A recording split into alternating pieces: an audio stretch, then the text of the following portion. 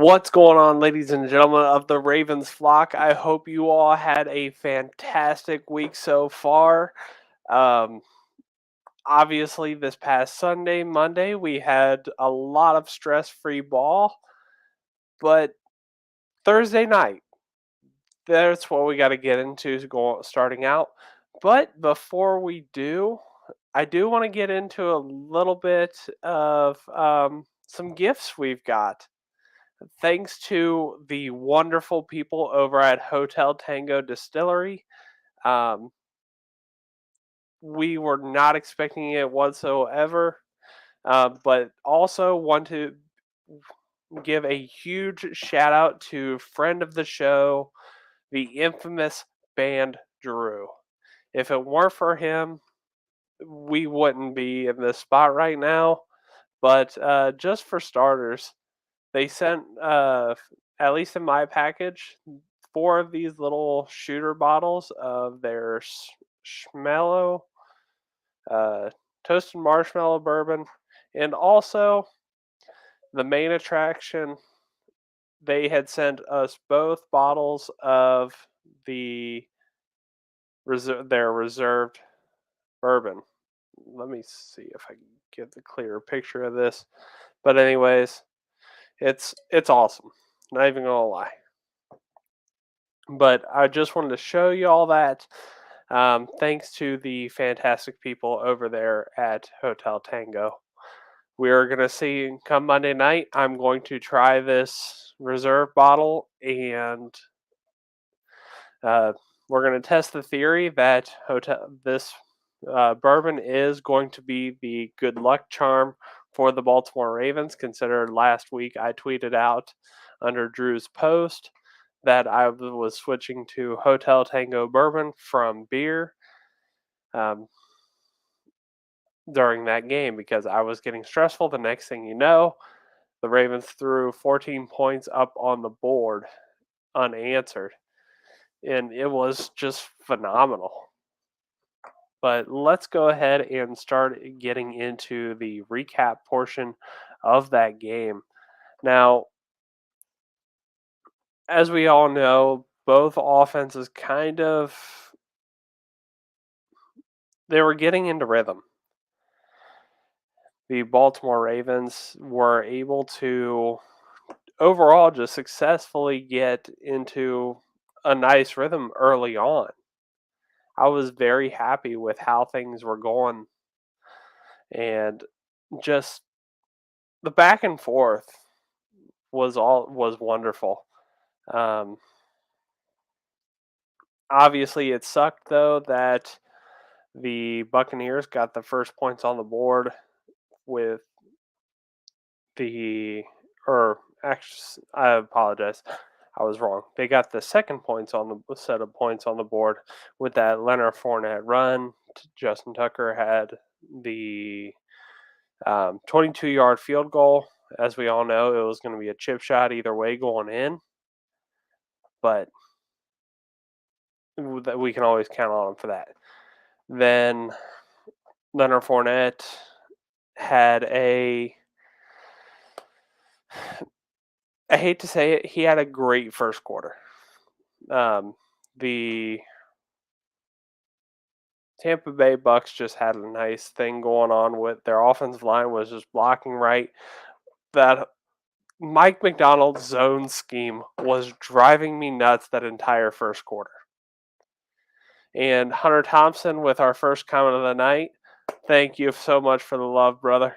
It was enjoyable watching y'all's show. Also, before I go any further with this recap, big shout out to all the ATL Falcons guys over at ATB. Y'all put on a fantastic show previously before this. So just much love to y'all. Then obviously in the next drive that they scored or the Buccaneers scored, Ryan Suckup was able to score a nice little 31-yarder. That put the Buccaneers into pretty much good range. Little back and forth, but it, like I said, Mike McDonald's zone base coverage, whatever you want to call it, was driving me absolutely insane. I may be spoiled with all of like Wink Martindale, Dean Pease, all these guys who came beforehand who had massive pass rush, corner blitz, heavy schemes. And Mike McDonald comes in, he has a little bit more conservative approach, but he's getting all of his reinforcements back in the pass rush coming here soon. And we'll talk about that. We will talk about that. Um, but as the night progressed, especially going into the second quarter, because the second quarter was scoreless. Just we did not see one single score, and that was a defensive chess match all throughout. We've seen Tom Brady starting to make mistakes, and just struggling to throw the ball. The run game was still kind of there, but not there. Overall, for that second quarter, it was interesting. That's made me was so stressful and want to switch to the heavier stuff. Now, in the third quarter, obviously, the reason why I have this bottle here in hand is because of that third quarter turnaround, or the second half turnaround, anyways. The Ravens were getting on track with their offense. Were able to get a nice run game going. Passing game was getting some little getting going. Um, Kenyon Drake had a nice little catch from Lamar, as did Isaiah Likely. We start to see, or as unfortunately, Mark Andrews also went down. So we had to see these young guys come together. Lamar lost his security blanket for most, or pretty much, basically right before halftime. So he started working things, getting it all under control, getting Demarcus Robinson the ball more, getting as we also know Isaiah Likely, and Devin Duvernay was getting more and more involved, even though, Rashad Bateman is technically wide receiver one. Duvernay is making it very clear that he can fill in for that role, if not do it better. I don't know. I'm torn between this with how everyone performed, because Bateman was in the game.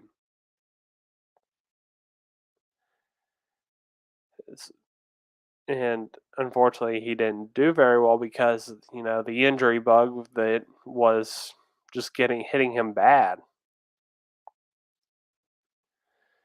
Um, but overall, I was happy with how these guys were turning out. Uh, Isaiah, and then come the fourth quarter, obviously we thought that the Buccaneers were going to start making a comeback. They did, but they didn't. Obviously, the Ravens were able to hold their own. Yeah, Devin Duvernay a nice 15-yard run-in touchdown, along with a Justin Tucker 30-yard field goal. We almost saw Tampa Bay make a comeback with Ryan Succop's 2 field goals and Julio Jones's impressive of catch touchdown. I'm still trying to figure out how Julio managed to get that inbounds. It's mind blowing. But yeah. Anyways, I don't know why I'm so excited that an opposing team's player made a fantastic play, but it's because it's Julio Jones, or a former Falcon, who had one hell of a career so far. Anyways, let's go into some actual box score stats. Now, for those of you who didn't watch the game, mm, it, these stats are going to make you think that they're going to be either good or they're going to be bad. Don't take that, or don't go rewatch the game if you have time before Monday night. But Lamar Jackson overall had a fairly decent game. He was 27 of 38 for 238 yards with 2 touchdowns. He was sacked 3 times, and he had about a 104.9 rating. I mean, I don't think that's bad at all. Yeah, he missed 11 shots, but some of those were not his fault. Some of those were drops by the receivers. Um, as far as the run game goes, Gus Edwards is him. I have missed Gus Edwards so much through this entire offseason. Last week, we made it clear that he is him. He is running back one. And did that again Thursday night. Had so many heavy, aggressive runs. We love to see it. He was making hole. If he didn't have a clear hole, and it was still the best. He was taking it, bulldozing his way through. Kenyon Drake didn't do bad either. He was more of a little bit more of an elusive back. Was able to cut out more of that speedster. That's what I like. Speedster. That's what I like to call it. Lamar Jackson had a lot of decent runs overall, especially with the designated, or with just scrambling and taking off. Devin Duvernay getting involved with that whole similar style that got Debo Samuel his highlights. But in my opinion, they've got a better version than Devin Duvernay. And Justice Hill, the commentary team did a real good job with expressing how well Justice Hill was doing. But let's go through the actual stats. Gus Edwards had 11 carries for 65 yards, 22 long. Kenyon Drake, 7 for 62, 40-yard long. Lamar Jackson, 43, 25. Duvernay, 2 for 33, 1 touchdown, 18 yards. And Justice Hill had 4 for 28 and 12. Like I said, the run game was there. Overall, with all rushers, we still got 231 yards. Now in the receiving department, let's go ahead and just knock this out.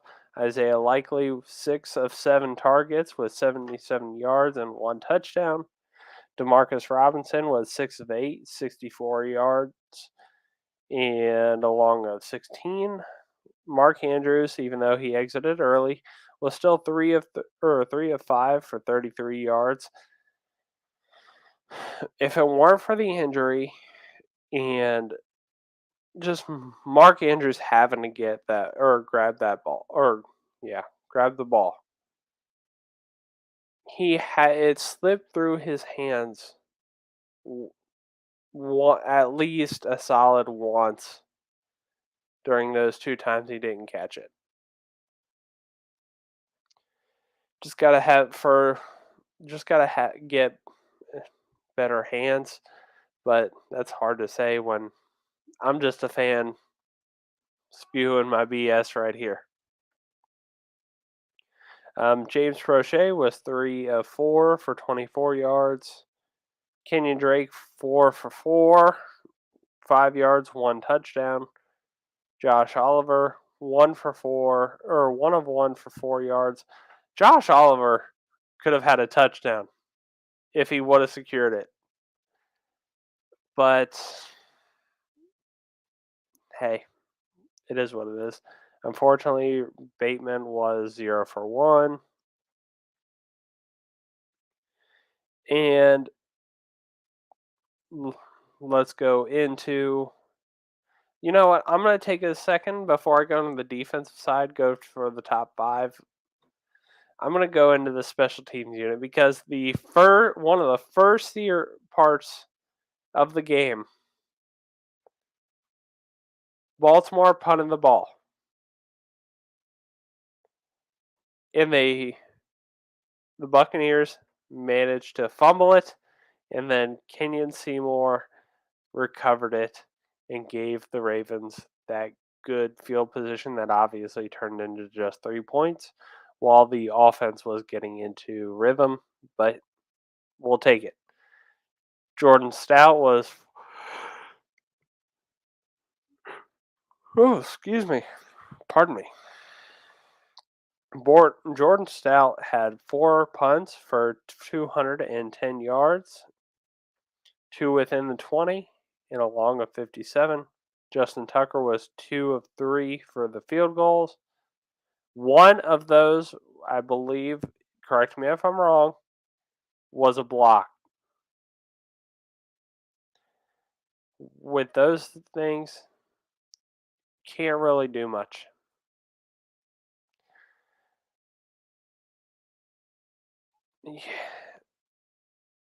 Yeah, you can make little jabs at it, but when you break through that line, it is what it is, unfortunately. But he was 3 of 3 for his extra points with a long of 30. Devin Duvernay still trying to do his best to go ahead and get some good yardage with the punt and kick returns. But let's go into the defensive side of the ball. Defensively, like I said, that zone coverage, that zone style that they've been working on as a base format in the beginning of the games to get a feel of how the opposing offense is going to be doing. You just got to have a little bit.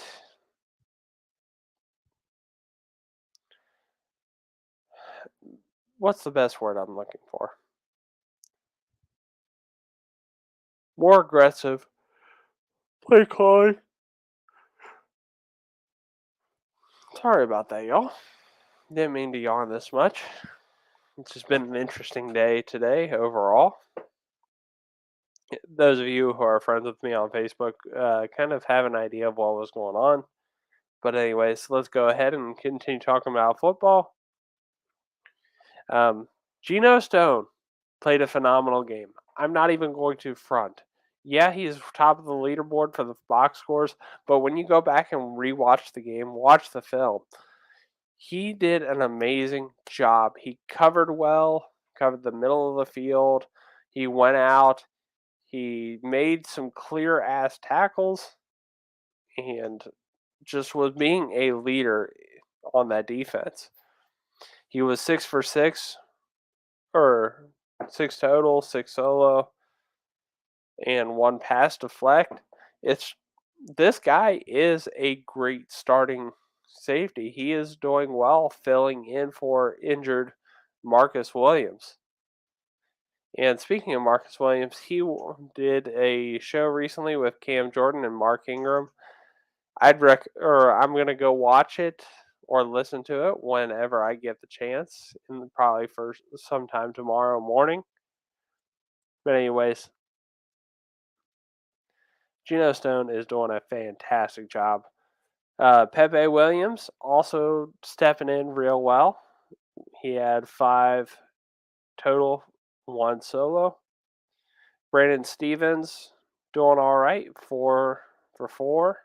Patrick Queen still playing lights off, playing sideline to sideline, filling in holes, filling in gaps. He is doing well. And having the new addition that we're going to be talking about here soon is awesome. AJ Klein did fairly well. He was 4 for 3 with one tackle for loss, and doesn't look like there were unfortunately no interceptions. There were some sacks though that we want to talk about with Justin Matabike and Justin Houston. Justin Houston, ever since coming back from injury, has been playing lights out. He's been putting the pressure. He's been setting the edge, setting the tone of that defense in the pass rushing unit. Overall, I'm happy with it. And all these guys just doing a fantastic job. Um, big shout, or I want to also make it very clear that I am a Brent Urban stan because of how well he's been playing, and just he's been doing fairly well with some of these box stats, but he's been putting in some of the intangibles and helping these other guys make the tackle. So there's that for you. And I'm going to give the performance a 7 out of 10 overall for everything there. You guys can agree or disagree, but that's what I got. Going into the personnel side of things, a big trade has happened. We have, or something that has been often talked about, uh, especially right before the season had started and in training camp, about a certain former Bears linebacker, Raquan Smith. We had all, or some of us have all hoped that Raquan Smith would get traded, or the Ravens would happen to pick him up. They got him for a 2023 second and fifth round pick, along with linebacker AJ Klein. AJ Klein made it clear enough the past couple weeks that he is still in fairly decent shape and can contribute well on just about any defense. Part of that package deal sent him to Chicago. We got one of the best linebackers in the game. So far, Raquan's stats are sitting at, let me get that pulled back up. I just had that too. So far, he's got 83 tackles, 2 interceptions, 2.5 sacks, and 4 tackles for losses. He currently leads the league in tackles. So, having him right next to Patrick Queen, this is going to be such a dynamic defense, especially in the linebacker room. And I can't express how exciting this is to have a player of this caliber that is almost as basically fits the mold of the Ray Lewis shoes. They have mentioned that the guy has attended some of Ray Lewis's camps back in the day, and this is going to be awesome. I'm so excited. Hopefully, we get to see him play on um, Monday. I do believe that is the plan, but we just have to wait and see. It's it's just awesome. And he was also, like I just talked about with Brent Urban, he was teammates with Raquan there before. So I'm happy with this. I was excited about this trade. I'm excited to see what he can do on the field with the Ravens. Now, everyone is talking about or bitching and moaning about his choice in the jersey number, because that number, it doesn't sit well with a lot of people, like Elvis, because it was one of Elvis Garbach, Brashad Perriman, and so on and so forth. Also, backtracking a little bit to Brashad Perriman, I made a comment saying, or when he was, just catching balls for Tampa Bay the other night, and I was like, yeah, he decides to catch everything when he's not with Baltimore. So, anyways, that's how I feel. But having this guy in Baltimore is awesome. Now, moving towards another topic on the personnel side, David Ojabo and Tyus Bowser have both been activated to the active roster. Now, that was due to partially to the 21-day window that they had since coming off the injured reserve PUP list. Oh, excuse me. And they they got activated, and we are looking to see, definitely, I believe we're looking to see Tyus Bowser make his debut this Monday against the Saints. Ajabo might be a healthy scratch or might be a scratch this weekend. We may see him after the bye week. If we do see him make his debut this Monday against the Saints, it's going to be on a very limited snap count, I would assume. We can only play it by ear and go from there. But I know Bowser, he is ready to get back at it. He led the team in all kinds of different stats in previous years, and just ready to see him get at it. Ready to see Ojabo finally make his debut on the other and get involved in this nice Baltimore pass rush we're about to have. Now, we've went through the recap, we've talked about the personnel and the trades that has just happened, the activations. Unfortunately, we did not get an injury report for today. I was hoping to get that before we started the show, but unfortunately we did not. So that today we'll be skipping that. But let's go ahead and head over to ESPN and get some insights from them on how the Monday night game is going to go. Obviously, the Baltimore Ravens are sitting at 5-3 currently, with the lead in the AFC North. The New Orleans Saints are sitting at, I think they're tied for last, if I'm not mistaken, unless they're tied for third with the um, unless they're sitting at tied for third for with the Carolina Panthers.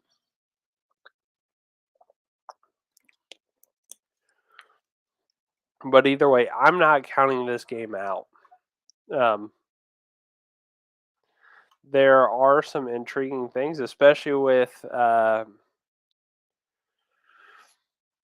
I would call him, the Raven Killer, the Red Rifle, Andy Dalton. He knows the Ravens team fairly well. It seems like every year when he bounces around, he manages to go to a team that the Raven or that is playing the Ravens. So if Dalton is indeed the starter this coming Monday, I would expect him to know the Ravens defense pretty well. Even though Mike McDonald, he is doing the best he can to flip that narrative that this guy knows this team. ESPN currently has them listed, or has the matchup predictors set as Baltimore with a 53% chance of winning, New Orleans a 46.4% chance with a 0.6% chance of tying. I'm down. I kind of agree with that because, like I said, Andy Dalton with that offense can take things away from that Ravens team. Alvin Kamara, he is currently leading the rushing attack for that, depending on what the team decides to go with. And then their top receiver, Chris Olave, is looking to continue his hot streak with becoming the Saints' number one receiver. Now, as far as the injury report on the ESPN side, Gus Edwards is currently listed as questionable. Mark Andrews listed or same. Rashad Bateman is out. Calais Campbell questionable. Josh Bynes questionable. Now on the Saints side, we're looking at Mark Ingram as doubtful. Marshawn Lattimore questionable. Jarvis Landry questionable. Michael Thomas questionable, and Adam Trautman as questionable. All these guys that are listed as questionable. Obviously, it's a day-to-day basis. It's still Wednesday. We still have 2 whole days of practice to get through. We'll see what's going on there. Mark Ingram as doubtful. That's kind of sucks because I still like watching this guy make these nice cuts, these nice runs. He does a fantastic job, and I am hoping that he is going to be okay. He's going to be well. But knowing what this guy is capable of, geez, I need to quit. Sorry about that, everyone. Um, but Mark Ingram is a dynamic running back. I missed having him in Baltimore, but glad he's finding success in New Orleans again. Having Rashad Bateman out again, it's going to sting, but they've got quality guys to fill in the role. Even though we all think that they should have traded for a receiver on the deadline day. But it is what it is. Marshawn Lattimore, I am looking forward to our guy or Devin Duvernay going up against him. Jarvis Landry, Michael Thomas, and Chris Olave. I'm looking forward to our defensive backs to take them down and hold them tightly. Adam Trautman, hopefully he is going to be okay. But overall, the biggest matchup that I'm looking forward to, though, is seeing how well this offensive line continues to improve. They have been listed as like the top 3 offensive line units, if not top 5. And I'm looking forward to them making their impact against a pretty decent Saints D line and pass rush. I know the young receivers can handle the defensive backs, but it's a matter of the O-line getting into face with some of these guys that New Orleans has. For those betting people, Pick Center currently has the Ravens as a negative 0.25. And for the spread, Saints is a positive 2.5. The money line is sitting at negative 145 for the Ravens, plus 122 for the Saints, and the over-under is 48. If I were to place a bet on it, I'd probably go with the spread. I'm gonna risk it and go with that.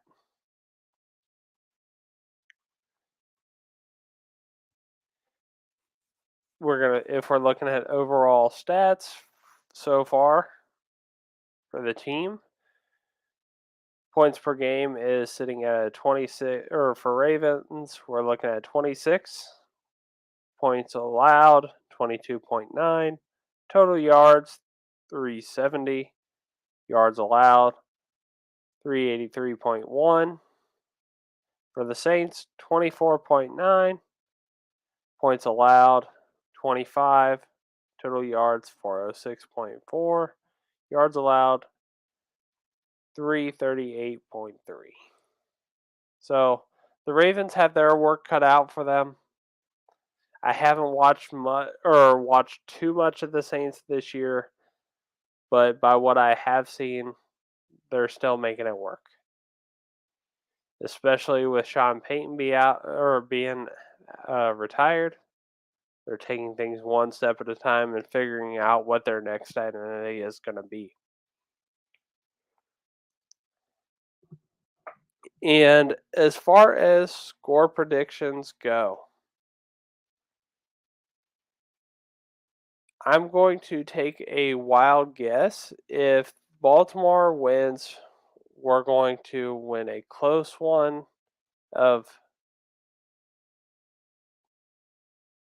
27-24. If the Saints win, it'll be something similar, but it will be more like 24-21.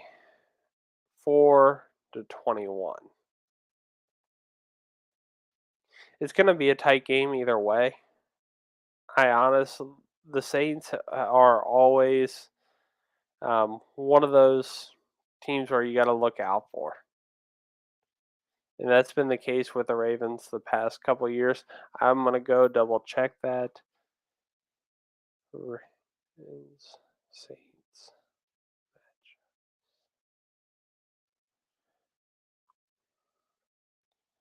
And yeah, so actually, Baltimore has had a nice lead on it with leading the series 5-2. And with the last loss being